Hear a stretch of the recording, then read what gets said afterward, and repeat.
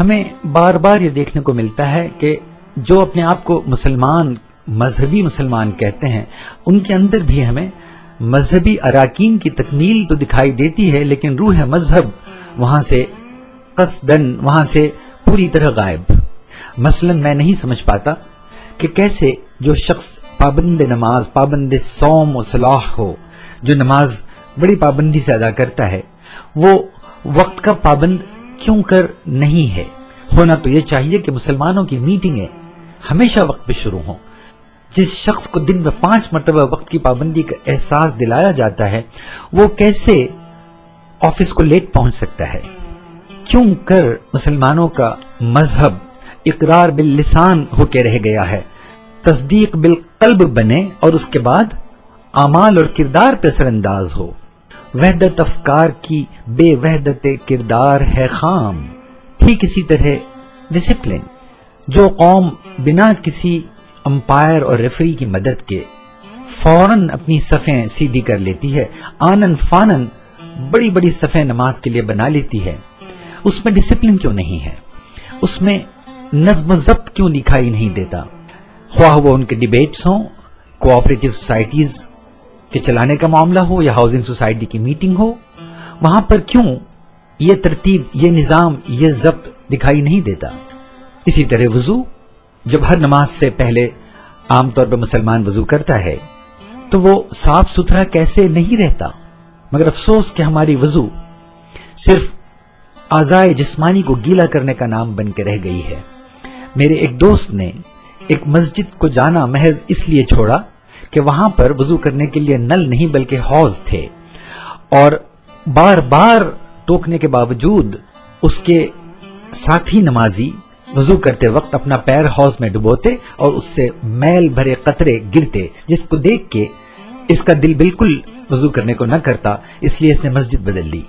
یقیناً صفائی کا تعلق ڈھیلا اور استنجا سے کہیں آگے ہے، مگر افسوس کہ ہمارے مذہبی مقامات میں تک ایسی گندگی دکھائی دیتی ہے۔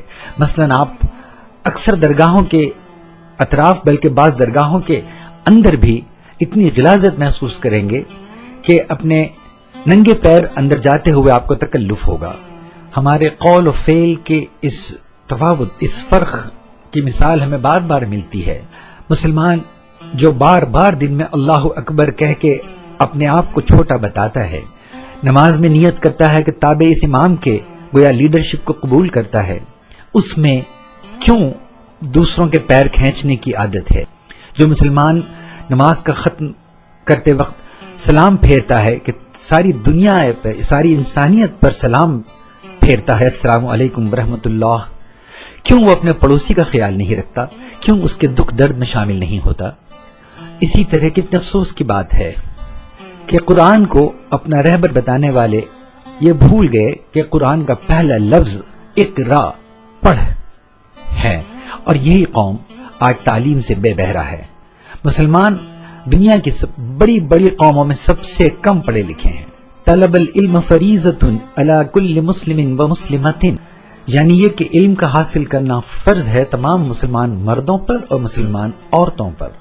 اور ہم ہیں کہ لڑکی نے جو ہی 7ویں جماعت پاس کر لی، اس کو اسکول سے نکال کے گھر بیٹھا لیا۔ یا پھر یہ دوسری والی حدیث کہ اطلب العلم لو کان بالسین، کہ علم حاصل کرو اگرچہ کہ اس کے لیے تمہیں چین تک جانا پڑے۔ اب ظاہر ہے کہ اسلام سیکھنے کے لیے تو عربوں کو چین نہیں بھیجا جا رہا ہوگا۔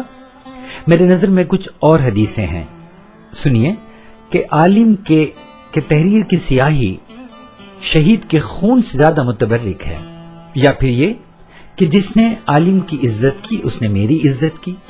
اور یہ حدیث کہ علم کی راہ میں جو سفر کیا گیا وہ اللہ کی راہ میں سفر ہوا، اور بطور خاص یہ والی کہ عالم کی فضیلت عابد پر اتنی ہی ہے جتنی کہ میری تمہارے ادنا ترین فرد پر۔ قول اور فعل کی اس تضاد اور اختلاف کی اور بھی کئی مثالیں ہمیں ملتی ہیں۔ مثلا اہل حق جو اپنے آپ کو کہتے ہیں دین حق کے ماننے والے، حق سے دور کیوں ہیں؟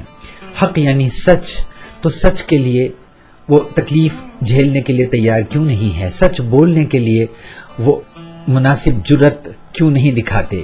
یہاں تک کہا گیا حدیث میں کہ جب کوئی مسلم تمہارا ساتھی برائی کر رہا ہو تو اس کے ہاتھوں کو پیچھے سے پکڑ لو. حق تو حق ہے. اب یہ نہیں ہو سکتا کہ ایک بات ہم کسی کے لیے سچ کہیں اور دوسرے کے لیے جھوٹ. وی ایچ پی گجرات میں مسلمانوں کو مارے تو وہ بری کیونکہ بے قصور کو مارا گیا، اور WTC کو ہم گرا دیں تو وہ صحیح کیونکہ مرنے والے مسلمان نہیں تھے زیادہ تر.